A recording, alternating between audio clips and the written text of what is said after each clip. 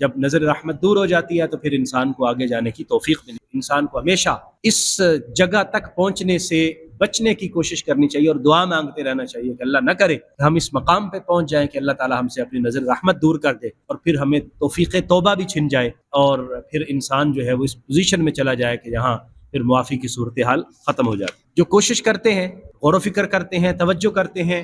اور کائنات کے اسرار و رموز زمین آسمان اور میں دیکھتے ہیں تو وہ اس رزلٹ پر پہنچتے ہیں کہ اس کو کائنات کو بنانے والا کوئی نہ کوئی ضرور ہے، اور پھر ان کو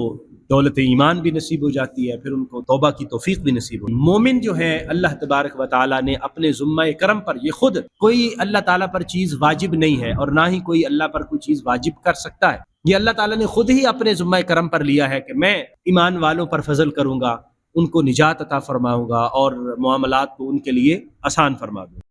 بسم اللہ الرحمن الرحیم۔ سورہ یونس پڑھ رہے ہیں، آج 100 نمبر آیا مبارکہ سے پڑھیں گے اور یہ 10واں رکوع ہے سورہ یونس کا، 11واں پارہ ہے۔ اعوذ باللہ من الشیطان الرجیم، بسم اللہ الرحمن الرحیم۔ وما كان لنفس ان تؤمن الا باذن اللہ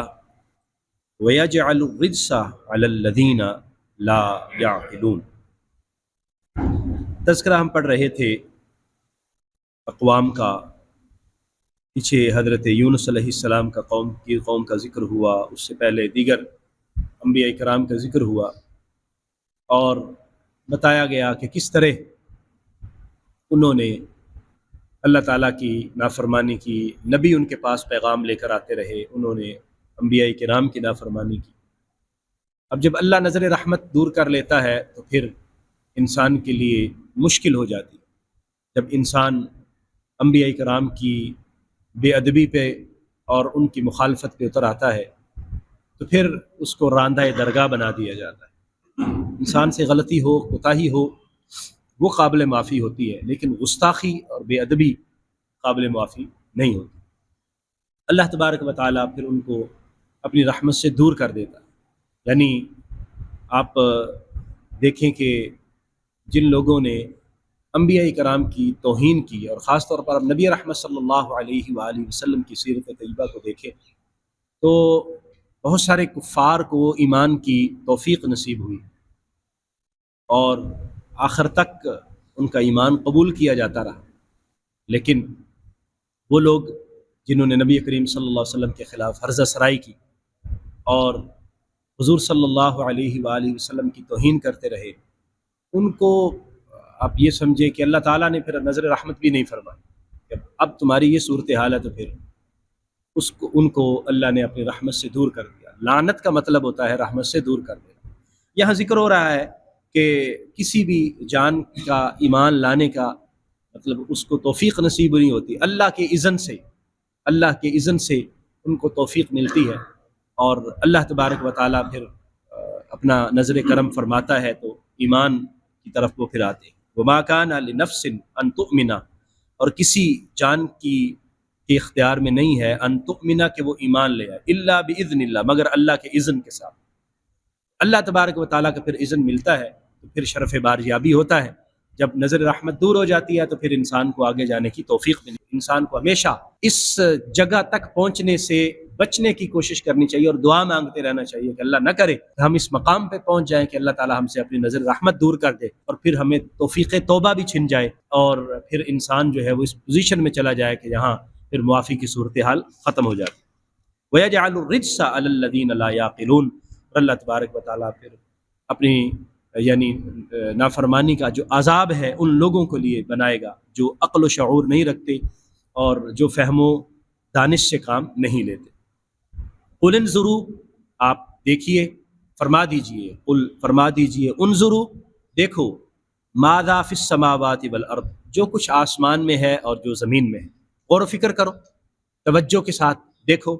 وما تغنی الآیات والنذر عن قوم لا یؤمنون، اور یہ نشانیاں اور جو ڈرانے والے ہیں وہ کوئی فائدہ نہیں دیں گے اس قوم کو جو ایمان نہیں لاتے۔ یعنی جو کوشش کرتے ہیں، غور و فکر کرتے ہیں، توجہ کرتے ہیں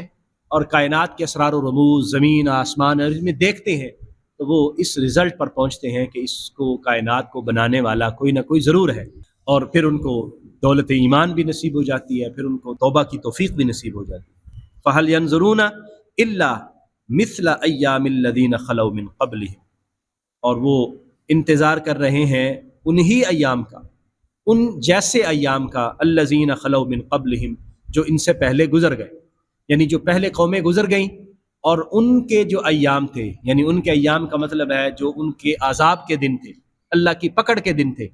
تو کیا یہ لوگ اس کا انتظار کر رہے ہیں کہ اللہ تبارک و تعالیٰ ان کو پکڑے گا تو پھر یہ کہیں گے کہ ہم ایمان لاتے ہیں؟ اب ہم ایمان لاتے ہیں تو اس وقت تو پھر ایمان کی کوئی بھی، یعنی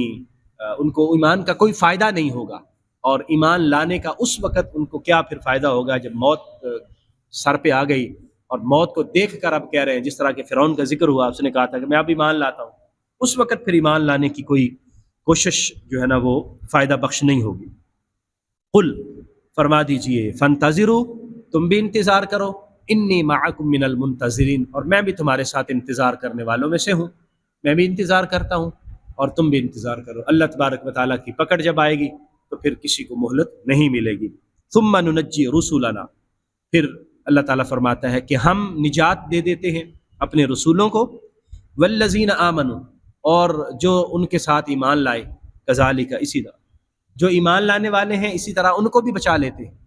ان کو بھی نجات مل جاتی ہے، اور جو رسول ہوتے ہیں وہ بھی اللہ تبارک و تعالیٰ کے خاص فضل و کرم میں ہوتے ہیں۔ حقا علینا ننجی المؤمنین، یہ ہمارے ذمے حق ہے کہ مومنوں کو ہم نجات عطا کریں،